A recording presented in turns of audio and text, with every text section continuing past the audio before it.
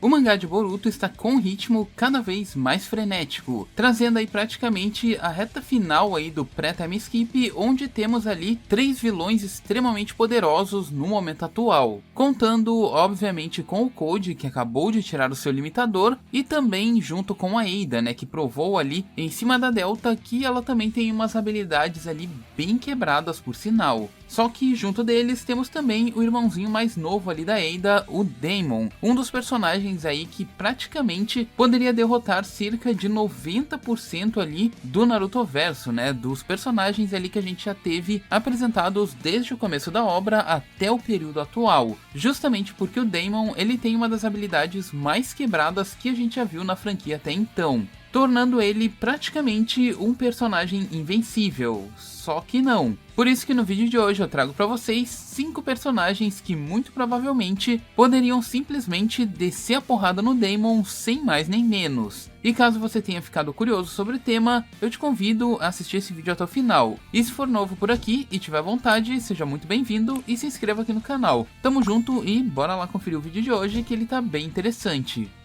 Pois bem, meus amigos, começando o vídeo de hoje, devemos aí frisar algumas coisinhas aí sobre essa habilidade do Daemon, já que, como a gente sabe, ele depende ali de que seu inimigo ataque ele para que ele possa simplesmente refletir o golpe de volta pro cara que mandou, assim como também ele é capaz ali de refletir as intenções, né, do inimigo ali que lançou determinado ataque. Ou seja, antes mesmo do ataque sair, ele é capaz de refletir ali contra o seu inimigo. Então, esses são os pontos que a gente tem ali de explicação sobre a reflexão do Daemon, mas também a gente sabe que a partir deles a gente consegue extrair ali pequenas brechas para que o Daemon tenha a sua habilidade simplesmente burlada. Então, a partir desse ponto, a gente começa a listar aqui alguns personagens, começando então pelo número 5, conhecido aí em toda a franquia como o Rock Lee. Sim, exatamente, o Rock Lee. Por quê? Porque o Rock Lee é um personagem que ele utiliza apenas de taijutsu. Então, basicamente, ele não arremessa ninjutsu, ele não arremessa outros tipos de ferramentas ali como suporte, utilizando apenas o taijutsu como a base principal do estilo de luta que ele possui. Ou seja, se ele largar na mão com o Daemon, simplesmente a probabilidade de que um golpe dele seja refletido contra ele é tipo extremamente baixa, já que a gente viu ali nos primeiros personagens que foram ali atacados pelo Daemon, que o único que decidiu ali fugir, né, fugir do Daemon e não necessariamente atacar ele, seja fisicamente ou com qualquer outra habilidade, foi o único personagem que o Daemon teve que ir atrás dele e punir ele justamente com taijutsu. Então, partindo desse ponto, a gente imagina que o taijutsu não é o ponto mais forte do Daemon, justamente porque ele tem o corpo de uma criança, né, ou seja, uma estatura menor, um alcance menor de ataques e ao mesmo tempo ele também pode não ter a mesma força física que um Rock Lee da vida. Sendo assim, um personagem que poderia descer ali o cacete em cima do Daemon sem problema nenhum. Lógico, vendo do ponto de vista que a gente imagina que ele não seja capaz de refletir o taijutsu.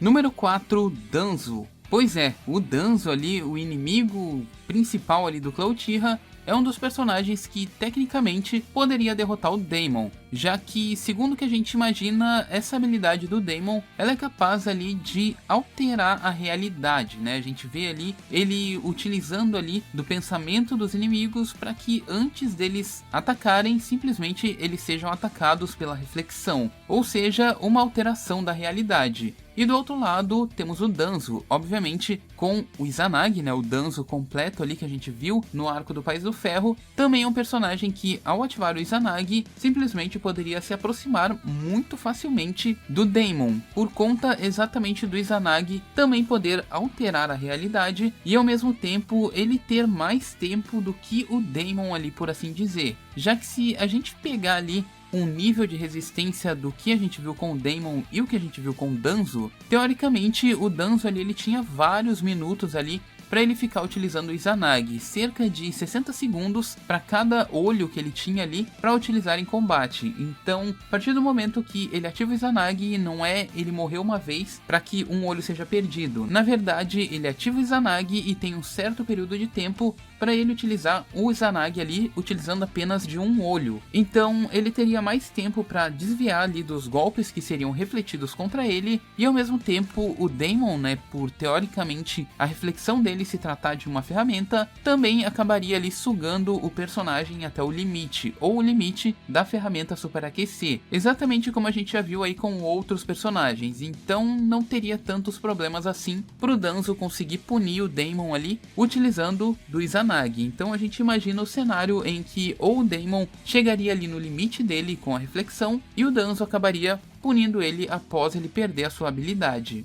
Outro personagem que segue nessa mesma pegada aí de drenar as habilidades ali da ferramenta do Daemon é o Deepa, mano. O Deepa ali, o número 7 da cara, conhecido ali por manipular ali o elemento carbono. Também, obviamente, através de uma ferramenta, mas esse personagem em específico, ele tem ali duas habilidades muito interessantes que poderiam counterar essa reflexão do Daemon e até mesmo fazer com que a reflexão dele fosse anulada. Não necessariamente anulada, mas teria ali como fazer com que o Daemon não ferisse o Deepa como retorno, já que o Deepa tem ali a sua armadura de carbono e outras habilidades que ele consegue utilizar o carbono ali para criar uma defesa ali em cima do corpo dele, teoricamente faria com que todos os ataques que fossem jogados em cima do Daemon voltassem e fossem ali refletidos pela armadura do Deepa. Ou seja, todos os ataques que fossem refletidos acabariam sendo anulados no próprio Deepa, restando assim saber qual das ferramentas acabaria quebrando primeiro, ou a habilidade do Deepa com os ataques ali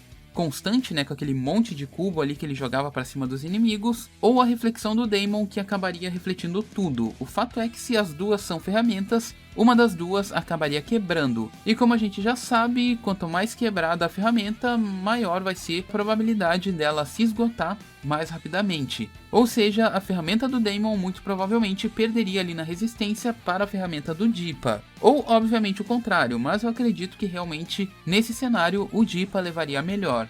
Já no nosso top 2, a gente tem nada mais nada menos do que o Boro, já que esse da nossa lista, ele é o personagem que tecnicamente é o counter ali do Daemon, tipo 100%, justamente porque ele foi o cara designado para descartar tanto a Eida quanto o próprio Daemon, seguindo ordens ali do líder da cara, o Jigen.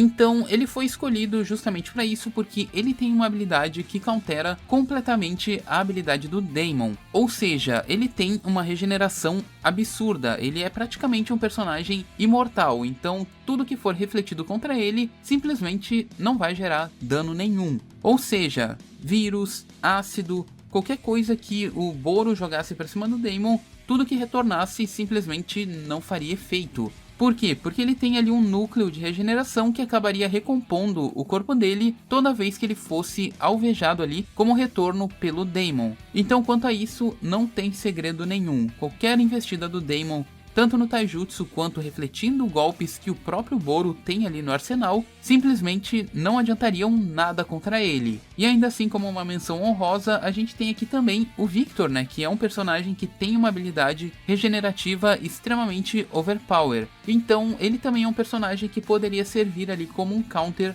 do Daemon. Então o nosso top 2 fica com o Boro e também uma menção honrosa ao Victor. E agora no nosso primeiro lugar aqui no nosso top 1, temos um personagem aí que ele tá no nosso top 1 porque ele tem uma possibilidade de vencer tanto o Daemon quanto a irmã dele, a Eida. Então no nosso top 1 temos aqui basicamente o Toneri. Pois é, mano, o Toneri. Por quê? Porque o Toneri ele é um Otsutsuki, então automaticamente ele não cai no fascínio e a Eida ali com as habilidades de suporte que ela tem, simplesmente não tem como fazer nada contra ele. E quanto ao Daemon, simplesmente o Toneri ele não utiliza habilidades que são ali necessariamente físicas, né? Embora no The Last ali, quando ele tinha o Tenseigan ali e tudo mais, ele fosse um pouco mais focado nesse estilo de luta, só que na forma base ele luta de uma forma diferente, ele luta com marionetes autônomas, ou seja, marionetes que não têm ali nenhum tipo de pensamento a não ser seguir ordens. Então, a partir do momento que ele dá ordens para essas marionetes simplesmente atacarem o Daemon, não há como ele poder refletir algo que não tem nenhum instinto ou qualquer outro tipo de coisa. Então, pegando por esse meio, basicamente as marionetes ali elas não têm como serem refletidas pelo Daemon. Assim como também as marionetes autônomas, né, que a gente viu ali nos arredores ali do dirigível, no arco do receptáculo,